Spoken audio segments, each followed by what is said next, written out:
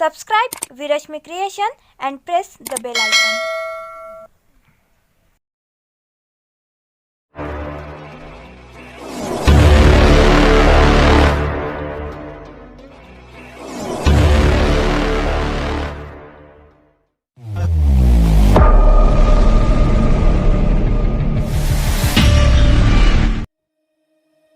तीर्थानंद राव एक ऐसा नाम जिन्होंने बतौर एक्टर एंटरटेनमेंट इंडस्ट्री में कई अलग अलग भूमिकाएं निभाई, लेकिन जब नाना पाटेकर की भूमिका में इन्हें देखा गया तो लोग ही नहीं स्वयं नाना पाटेकर भी अचंभित रह गए। लुक अलाइक नाना पाटेकर की कुछ ऐसी छाप लोगों तक पहुंची कि लोग इन्हें जूनियर नाना के नाम से पहचानने लगे। इतनी शिद्दत से ये अपने काम को निभाते आए हैं कि कई बड़े शोज के जरिए ये अपनी कलाकारी से लोगों का मनोरंजन करते आए हैं। चलिए तो इस वीडियो के माध्यम से स्वागत करते हैं हमारे आज के मेहमान तीर्थानंद राव जी का। हेलो दर्शकों, कैसे हैं आप सब लोग? उम्मीद करती हूँ स्वस्थ होंगे। मैं रूही आप सभी का स्वागत करती हूँ हमारे प्यारे शो में विरश्मि क्रिएशंस प्रस्तुत स्ट्रगलिंग स्टार्स।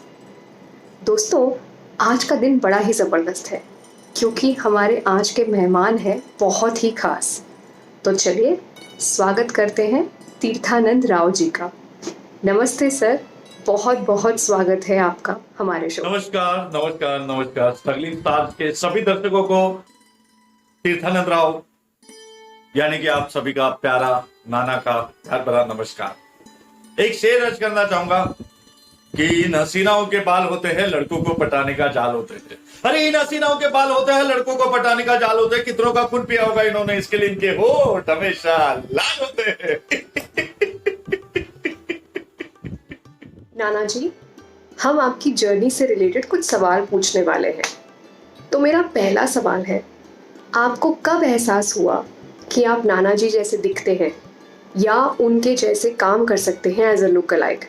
आपकी शुरुआत कैसे हुई? ये सवाल से पहले मैं आपको ये कहना चाहूंगा कि मैं एक्चुअली बेसिकली एक एक्टर हूं। मैंने छोटे छोटे कैरेक्टर से शुरुआत की थी।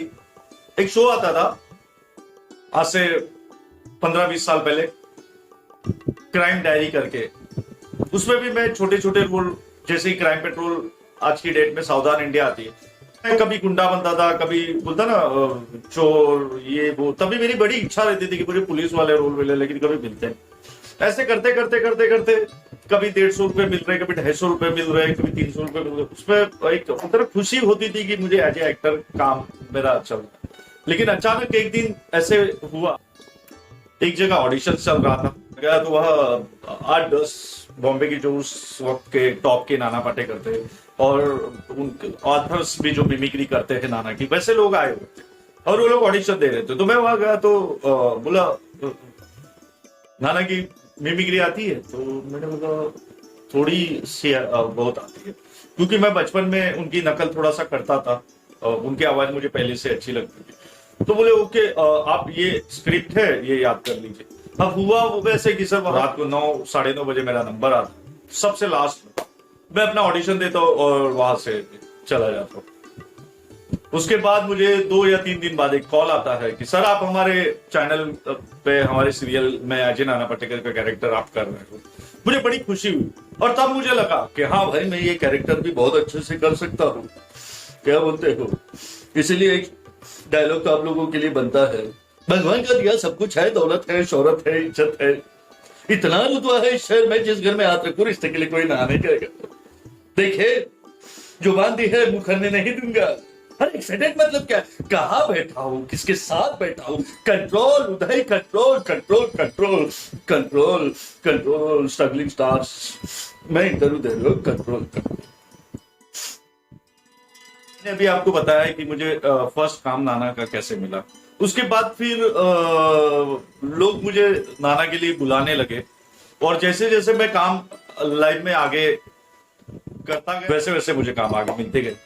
हाँ, लेकिन एक है कि उस टाइम पे जब मुझे फर्स्ट काम मिला, उसके बाद फिर मैंने ना सबसे पहले डायलॉग क्रांतिवीर फिल्म था, आ गया मेरी मौत का तमाशा देखने, अब मुझे लटका देंगे, जुबान ऐसी बाहर आएगी। आंखें बाहर आएगी, थोड़ी देर लटकता रहूंगा, फिर ये मेरा भाई मुझे नीचे उतारेगा। आप चर्चा करते हुए घर चले जाओगे, खाना खा जाओगे, सो जाओगे। तुम्हारी नामर्दानगी बुज़दिली एक दिन ये देश की मौत का तमाशा इसी खामोशी से देखेगी। कुछ नहीं कहना, मेरे में रहने की आदत पड़ गई है तुम सबको। ये डायलॉग मैंने सबसे पहले ये, तो ये मेरे जीवन की शुरुआत अजय नाम। मेरा अगला सवाल है, आप जब इस इंडस्ट्री में बतौर नाना ऐड हुए तो क्या आपकी जर्नी में कोई कठिनाइयाँ आई?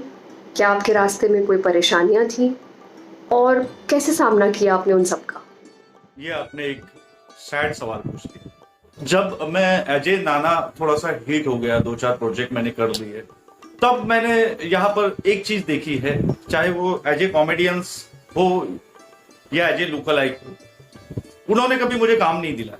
भगवान की दया से मैंने नाना सर के साथ सेंचुरी प्लाई की एड की थी, 4 एड वो शूट हुआ था, और तभी मुझे फर्स्ट टाइम मैं नाना जी से हूबहू मिला, नाना जी का बहुत प्यार पाया। लेकिन हाँ, एक है कि यहाँ लोग अपने पत्ते कटाने के चक्कर में रहते हैं, जैसे कि welcome back film Anees Bazmee ji, जिसमें मुझे जब उदय शेट्टी का कैरेक्टर, ऐसे फ्रेंच कट दाढ़ी मुझे रखनी थी, पूरा ये कट करना था, और नाना ओरिजिनल फादर बन के आए हो, मेरे पीछे अनिल कपूर, श्रुति हसन, पूरे उनकी टीम बोलते ना मेरे पीछे खड़ी। उस टाइम पर भी जब मुझे ये कॉल आया, उससे पहले मुझे मेरे लिए पूछा गया कि अरे वो तीर्थानंद राव, जिसको लोग प्यार से केटी भी बोलते हैं, तो वो हमें चाहिए। तो उन लोगों ने बोला सर वो तो दुबई में है, सर वो तो बीमार है, सर उसको कुछ नहीं आता, मैं तो उससे अच्छा नाना पाटेकर आपको देता हूं। और मैं वो मेरे मित्र ही है जो आज इंडस्ट्री में है, मैं नाम नहीं लेना चाहूंगा, वो 3-4 लोग हैं उस दिन जिन्होंने मुझे कैंसिल करने की कोशिश की। लेकिन देखिए, भगवान की देर है मगर अंधेर नहीं है। उस दिन रात को मुझे 11:30 पौने 12 बजे मुझे कॉल आता है कि सुबह 6 बजे आपको सेट पे पहुंचना, और मैं काम के प्रति बड़ा ईमानदार रहता हूँ हमेशा, तो मुझे वो काम मिला और मैं नाना सर के सामने उदय शेट्टी बनकर खड़ा था। मेरी हाइट का भी प्रॉब्लम होता था, तब उन्होंने मुझे पाटला लगा के मुझे सामने खड़ा किया था। मुझे वो डायलॉग्स बोलने थे उस टाइम पे।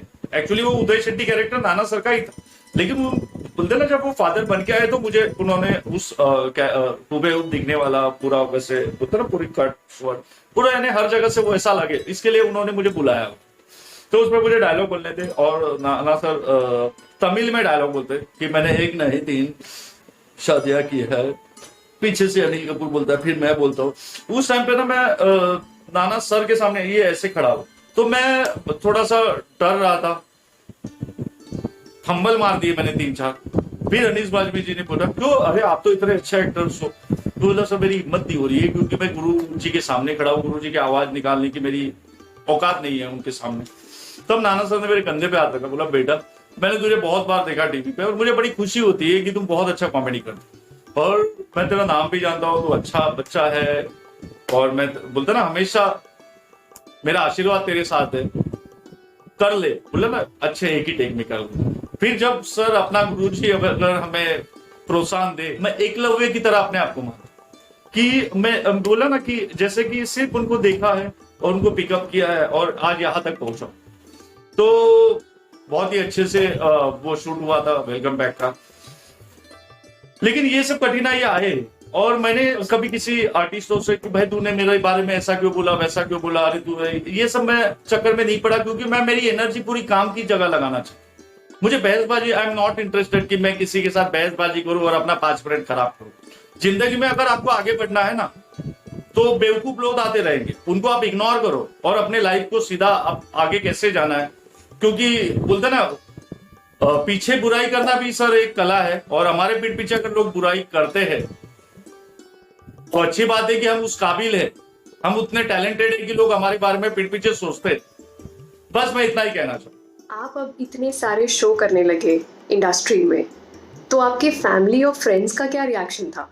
फैमिली और फ्रेंड का रिएक्शन ये था, फैमिली वाले पहले तो सब सोचने लगे कि अरे इसको नाना में काम में लगे, और सबको अच्छा लगता था, सच बताओ। घर, पता है आपको, हर जगह ऐसे होता है कि घर पे आपकी थोड़ी एज ए रिस्पेक्ट थोड़ा सा वो आपको कम ये देते हैं, लेकिन दिल में उनके आपके लिए जगह होती है, लेकिन वो थोड़ा दिखाते नहीं है। तो वैसे होता था। और फ्रेंड का बोलूं तो फ्रेंड लोगों के नजर में तो मैं रातों रात स्टार बन गया था। अरे सभी, अरे भाई नाना भाई को बुलाइए, घर पे दावत है, ये है वो। तो ऐसे करते करते यानी ये जो मुझे अच्छा लगता था कि चलो कल तक लोग मेरा पीठ पीछे मजाक उड़ाते थे, अरे एक्टर बनने है, क्या बनेगा, अरे क्या है इसके बोले नहीं, इसके पापा पुजारी थे। मेरे पापा एक्चुअली विरार पे जीवदानी मंदिर में पुजारी थे, तो उस वजह से बोले ना, अरे इसके पापा पुजारी थे यार, बेटा एक्टर बनने निकला है, ऐसे वो रिएक्शन होते थे। लेकिन ये जब मेरा कैरेक्टर हिट हुआ, फिर लोगों का मेरे लिए नजरिया पूरा चेंज हो गया। तो ये सब मैं क्रेडिट मेरे नाना के कैरेक्टर के देना चाहूंगा, क्योंकि नाना जी का मैंने एक हिट कैरेक्टर कर दिया, जो मैं उनको गुरु मानता हूँ।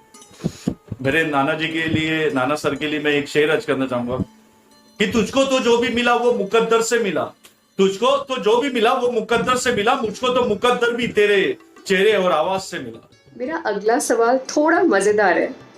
सब लोगों को लगता है या सब लोग जानते हैं कि नाना पाटेकर जी गर्म दिमाग के हैं, तो जब आप उनकी एक्टिंग करते हैं उन्हें समझ के, तो उनका क्या रिएक्शन होता है? नाना जी गर्म दिमाग के हैं और है तो है, लेकिन एक बात मैं आपसे कहना चाहूंगा कि आप अपने परफॉर्म की वजह से जाने जाते हो। नाना जी के परफॉर्म करने वाले तो दुनिया में बहुत सारे लोग हैं, मेरे से पहले से लोग इतना काम कर रहे थे जो सीरियल ऑफ मूवीज में इतने सालों से कर रहे थे, लेकिन कभी नाना ने उनको बुला के उनकी तारीफ नहीं की। लेकिन जब मेरा परफॉर्म देखा उन्होंने, जब मेरा उनका आमना सामना हुआ, तो आप सोचिए कि उन्होंने मेरी तारीफ की, इसका मतलब मेरे काम बोलता है। आज मैं उनके व्हाट्सएप ग्रुप में पहुंच गया हूँ, आज उन्होंने मुझे काम दिया है, आज मैं उनके घर में आता जाता रहता हूँ बीच बीच में, और उनसे मैं जब भी मिला हूं तो मैं उनको गुरु मानता हूं, लेकिन उनसे मुझे प्यार एक बच्चे वाला मिला। जैसे वो अपने मल्हार को एक बेटे के तौर पे प्यार करते, वैसे उन्होंने मुझे हमेशा प्यार दिया, क्योंकि उन्होंने मुझ में, मैं बोलूंगा कि उन्होंने मुझे लुक लाइक नहीं देखा होगा, वो मुझे एज एक्टर ही मानते होंगे।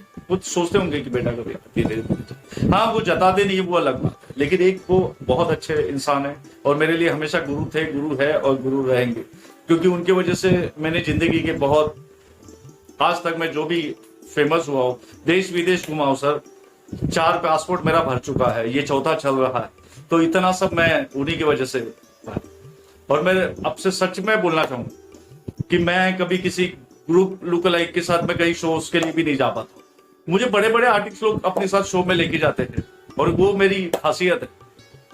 मैं ये लुक लाइक ऐसे 10 लुक लाइक जा रहे हैं, उसमें एज ए नाना पाटेकर होते हैं, लेकिन वो दूसरे को लेके जाते हैं। मैं कितने सारे रियलिटी शो में आया हूँ जिसमें मेरे साथ 4 लुक लाइक थे, वो लोग कई शो में गए तो वहां उनके साथ नाना दूसरा है, इसका मतलब उनका और मेरा अटैचमेंट नहीं है। लेकिन नाना जी है थोड़े से गर्म, लेकिन देखिए अपना अपना नजरिया होता है देखने का। मुझे एक अच्छा रिएक्शन आया, एक फादर का बेटे के लिए प्यार, तो मैं अपने गुरु के लिए बस इतना है। आपका कोई पॉजिटिव और नेगेटिव अनुभव हमारे दर्शकों के साथ शेयर करना चाहेंगे? हाँ मैं जरूर शेयर करना चाहूंगा। पॉजिटिव ये कि मुझे नाना जी ने अपने व्हाट्सएप ग्रुप में ज्वाइन करवाया और मैं उनके व्हाट्सएप ग्रुप में हूँ, और उन्होंने मुझे बीच में दुबई भी शो के लिए भेजा था, और कहीं भी अगर उनको कोई शोज के लिए, इवेंट के लिए कांटेक्ट करते हैं तो मुझे मेरा नंबर दे देते हैं। उनका लड़का मल्हार पाटेकर साहब बहुत ही ग्रेट इंसान है। मैं तो बोलूंगा कि इतने बड़े स्टार का लड़का है लेकिन उसमें घमंड नहीं है। जब भी मैं जाता हूं तो मुझे दादा करके रिस्पेक्ट देता है कि दादा आपने वो अच्छा किया था, दादा आपने ये अच्छा किया था। तो ये मेरे लिए पॉजिटिव है। और नेगेटिव तो मैंने आपको थोड़ी देर पहले भी बताया कि हमारे लुकलाइक और ये कॉमेडियंस है, तो हमें आज तक मुझे काम तो दिए नहीं, लेकिन पीठ पीछे मेरी बुराई करते कि कहाँ से लगता है नाना पाटेकर, हमारे पास तो ये है वो सेम लगता है, वो है वो सेम लगता है, कि कैसे लगता है। अरे नहीं लगता हूँ, मैं कहाँ बोल रहा हूँ कि मैं नाना का लुकलाइक हूँ, मैं तो हमेशा बोला हूँ कि मैं एक्टर हूँ। मैं तीर्थानंद राव एक चांगला एक होतं ना मस्त, माझं नाव तीर्थानंद राव आहे आणि मी एक चांगला कलाकार आहे आणि नकल करने के लिए भी अकल की जरूरत होती, तो मैंने नकल कर दी और वहां मैंने अपनी अकल लगाकर आज मैं इस प्लेटफॉर्म पे, क्योंकि क्या होता है कि दिखने से कुछ नहीं होता, आपको परफॉर्म की क्वालिटी होती है।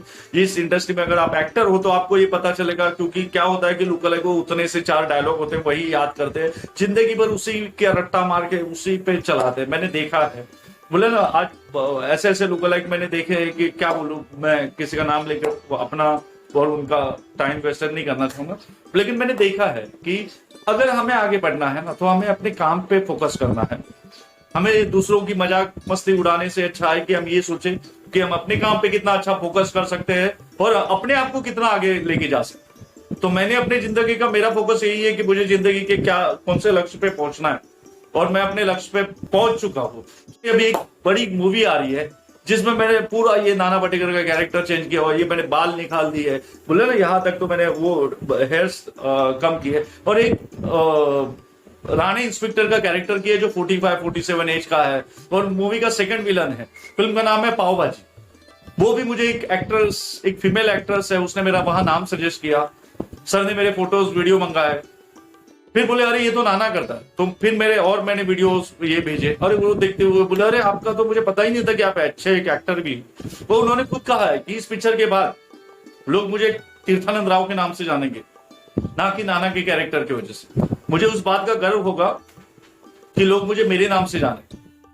अरे मैंने कैरेक्टर खेला है Nana, I am not duplicate, not lookalike, I am performer. मैं काम को पूजा मानता हूं। अगर काम है तो आप पूरी दुनिया में हिट हो सकते हो, अगर आपसे उस काम नहीं तो आपको कोई नहीं पूछे। तो इसके लिए मैं हमेशा मेहनत करता हूं और इसी तरह मैं जिंदगी में आगे बढ़ूंगा। पाव भाजी फिल्म आप देखना जरूर, उसमें मैंने अभी पार्ट 1 पाव भाजी है, उसमें तो मैंने 4 से 5 सीन किए हुए हैं, लेकिन वो सीन दमदार सीन थे सर। और पार्ट 2 में मैं मेन विलन करके सर एंट्री हो रही है मेरी, और आप लोगों का आशीर्वाद रहा, दर्शकों का, तो तीर्थानंद राव को स्टार बनने से कोई नहीं रोकता। जैसा कि हम जानते हैं हम सब लॉकडाउन में हैं, तो इस लॉकडाउन की घड़ी में अक्सर कलाकार बहुत नेगेटिव हो जाते हैं, बहुत सी नेगेटिविटी आ जाती है, कुछ काम नहीं मिलता। तो आप हमें बताएं कि आप अपने आप को पॉजिटिव कैसे रखते हैं, आप अपने समय का उपयोग कैसे करते हैं? मैं तो ये चाहूंगा कि पहले तो कभी नेगेटिविटी सोचिए मत। पॉजिटिव विचार आपको जिंदगी में आगे बढ़ाएगा और नेगेटिव आपको हमेशा जिंदगी में पीछे ले जाएगा। लेकिन नेगेटिव सोचना क्यों है? जब हमारे पास 2 ऑप्शन है आगे बढ़ने का, तो हम पीछे जाने का क्यों सोचते हैं? पहले ये सोचिए। और ये लॉकडाउन में मैं इतना पॉजिटिवली रहा कि मैं कम से कम 100 न्यूज चैनल, यूट्यूब चैनलों के साथ अपना बोलते हैं ना कॉमेडी, किसी को वीडियो बना के देना, किसी को बोले ना न्यूज के लिए इंटरव्यू देना, किसी को अलग अलग टाइप के नाना पाटेकर के स्टाइल में उनको जो जो सिचुएशन पे वीडियो चाहिए थे वो वीडियो देना। और हाँ, एक हमारे सिंटा के फ्रेंड है, उनके साथ हमने ये कोरोना के ऊपर एक वीडियो बना के देश को मैसेज तक हम लोग पहुंचा रहे थे। ऐसे पॉजिटिवली हम काम कर रहे थे इस कोरोना में, जबकि हम फ्री एक भी दिन नहीं रहे। और 15 दिन के बाद तो मैंने तो अपना खुद का एक तीर्थानंद राव एक्टिंग क्लासेस भी ऑनलाइन शुरू किया, और जिससे 220 स्टूडेंट लोगों ने अभी तक ये 3 दिन पहले कोर्स कंप्लीट कर चुके हैं, और अभी और 40 स्टूडेंट्स इस 3 दिन में ज्वाइन हुए। मैंने एक बहुत छोटी सी पेमेंट रखी है जिसमें मैं उनको एक्टिंग के कुछ मेरे 20 साल का जो अनुभव है वो बता रहा हूँ, उनके उच्चारण सुधार रहा हूँ, और उनको कोई ऑस्कर लेने नहीं जाना है, बराबर है। इसलिए मैं उनको उनके उच्चारण और तलफ्फुज, ये इस पर मैं बहुत कम ध्यान देना, और लेकिन इनको एक्टिंग कितनी अच्छे से सिखा सकता हूँ उस पर मैं ध्यान दे रहा हूँ, क्योंकि 11 दिन में आप क्या कर सकते हैं आपको भी पता है। लोग बहुत सारे एक्टिंग क्लासेस में जाते, 3 महीने लगाते, उच्चारण और जबरदस्त जोड़, ऐसे शब्दों में उनको फंसा के बोलते हैं उनके 3 महीने कंप्लीट हो जाते, वो एक्टिंग भी कंप्लीट नहीं। लेकिन मैंने ऐसा कुछ किया नहीं है, मैंने बहुत छोटी सी पेमेंट लेके उनको जितना अच्छे से अच्छा जल्द से जल्द कर सकता हूँ उतना मैंने करने की कोशिश की, क्योंकि मैं खुद चाहता हूँ कि बच्चे लोग आगे बढ़े जिंदगी में, जिनके सपने हैं वो अपने सपने साकार करें। अगर कोई हमें तो नया कलाकार इस इंडस्ट्री में बतौर लुक अलाइक आना चाहे तो आप उन्हें क्या सलाह देंगे? किस तरह तैयारी करनी चाहिए? मैं तो ये चाहूंगा कि बतौर लुक अलाइक इस इंडस्ट्री में कोई ना आए, क्योंकि लुक अलाइक की कोई लाइफ नहीं होती। आप इतिहास उठा के देखिए, जूनियर महमूद, उसके बाद जूनियर देवानंद, किशोर भानुशाली, उसके बाद एक रामगढ़ के शोले के जो एक्टर्स थे, 2-4 लोगों ने जिंदगी में थोड़ा सा नाम पैसे कमा लिए। बाकी फ्यूचर मुझे नहीं लगता कि लुक अलाइक में कुछ है। तो मैं ये चाहूंगा कि लुक अलाइक बनने से अच्छा है कि आप ओरिजिनल बने, और तब भी आपकी शक्ल अगर हुबेहूब 100% किसी आर्टिस्ट से मिलती है तो आप पहले तो उसकी एक्टिंग का पूरा अनुभव ले, उनके वीडियोस देखें, उनकी फिल्में देखें, और ये सोचिए कि मैं इसमें से क्या ले सकता हूं, और उस 100% चीज को लेकर आप as actor, as a lookalike आ जाइए मार्केट में। आपको कौन रोकेगा? जब आप में हो टैलेंट तो मुझे नहीं लगता कि इंडस्ट्री में आपको कोई रोक पाएगा, क्योंकि इंडस्ट्री टैलेंट की कदर करती है। सिर्फ होती है थोड़ी सी स्ट्रगल, और बतौर लुक अलाइक तो बहुत स्ट्रगल होती है, क्योंकि जब एक रोल निकलता है, अगर एक नाना पाटेकर का कैरेक्टर निकला हुआ तो वह 100 नाना पाटेकर आ जाते। और अगर आपका नाम इंडस्ट्री में है तो कितने भी लोग चमचेगिरी कर दे, ये कर दे, वो कर दे, कॉल लगा के अरे सर वो वहां गया है, ये वैसा है, वो वैसा है, लेकिन कुछ नहीं होता, क्योंकि आपका टैलेंट हमेशा बोलता है। इसलिए मैं चाहता हूं कि आप टैलेंट पे भर दीजिए, ना कि अपनी चमचेगिरी करने पर, क्योंकि जिंदगी में टैलेंट होता है ना तो हमें लोग सलाम ठोकते हैं। और मुझे लगता है कि मैंने वो काम बहुत अच्छी तरीके से किया। तो सर अब हम एक बड़ा ही मज़ेदार गेम खेलेंगे जिसका नाम है रैपिड फायर। मैं आपसे कुछ सवाल पूछूंगी जिनका जवाब आपको एकदम फटाफट देना है। तो चलिए शुरू करते हैं रैपिड फायर। मेरा पहला सवाल है, किस पे भरोसा करते हैं, नसीब या हार्डवर्क? हार्डवर्क। क्या इंपॉर्टेंट है, पैसा या फेम? फेम। क्या ज़्यादा पसंद करेंगे, फिल्म्स या शोज? फिल्म। कोई एक चूज करिए, नाना जी या तीर्थानंद राव जी? तीर्थानंद राव। अगर आपकी कोई इच्छा होगी जो पूरी करनी हो तो वो क्या होगी? जी हाँ, मेरी एक इच्छा है जिंदगी में, मैं एक अनाथ आश्रम खोलूं। जो बच्चे माँ बाप को छोड़ते हैं रोड पर, बूढ़े होने के बाद कहीं जाकर छोड़ देते थे, वो ट्रेन में घूमते हुए, मैं बॉम्बे से विराट जब आता हूँ तो मैं देखता हूँ रात के टाइम, तो मुझे बहुत बुरा लगता है, बहुत रोना जैसा आता है। मैं उनके साथ बैठता हूँ, उनको खाना खिलाता हूँ, और जहां तक हो सके मैं उनके साथ अपनी बातें शेयर करता हूँ। और वो एक बार बोलना शुरू होते तो वो रुकते भी नहीं, क्योंकि उनके दिल में बात करने के जज्बात होते कि वो चाहते कोई हमसे बात करे। तो मेरी एक जिंदगी में एक भगवान से एक प्रार्थना है कि मुझे इतना बड़ा बना देना कि मैं एक छोटा सा अनाथ आश्रम खोल लूं जिसमें 50-100 लोगों की अपने बुढ़ापे में मैं उनकी सेवा करना चाहूंगा। ये मेरी एक लास्ट भगवान से इच्छा। सर एक छोटी सी ख्वाहिश है हमारे दर्शकों की। हमारे दर्शकों के लिए नाना जी की आवाज में एक डायलॉग हो जाए सर, प्लीज। अभी दर्शकों को नाना के कुछ डायलॉग सुना रहा हूं, ध्यान से सुनिए। एक बात बता मेरे को, इन मासूमों को हिंदू और मुसलमान के बारे में किसने बताया? तूने देख इस्माइल इन मासूमों के दिल में बचपन से ही दुश्मनी का बीज बोरा। इधर आ, इधर आ। ये कौन है, ये कौन है? कल्याण जी भाई, ये हिंदू थे ना, इनको काय को नहीं काटा, इनको काय को नहीं मारा, बस ये जानना चाहता ना। इधर आ, इधर आ। ये ले गया हिंदू का खून, ये मुसलमान का बता, इसमें हिंदू का खून कौन सा और मुसलमान का कौन सा? पहले बनाने वाले ने इसमें फर्क नहीं किया, तू कौन होता साला फर्क करने वाला? हाँ, अपने टकले पे गणपति लेके काय को जाता था, पानी में आया गणपति पापा मोरिया काय को नाचता था। हाँ, अल्लाह सल्ले अला सैयदना मौलाना वबारिक वसल्लम। ये दुरूद शरीफ तेरे को किसने सिखाया?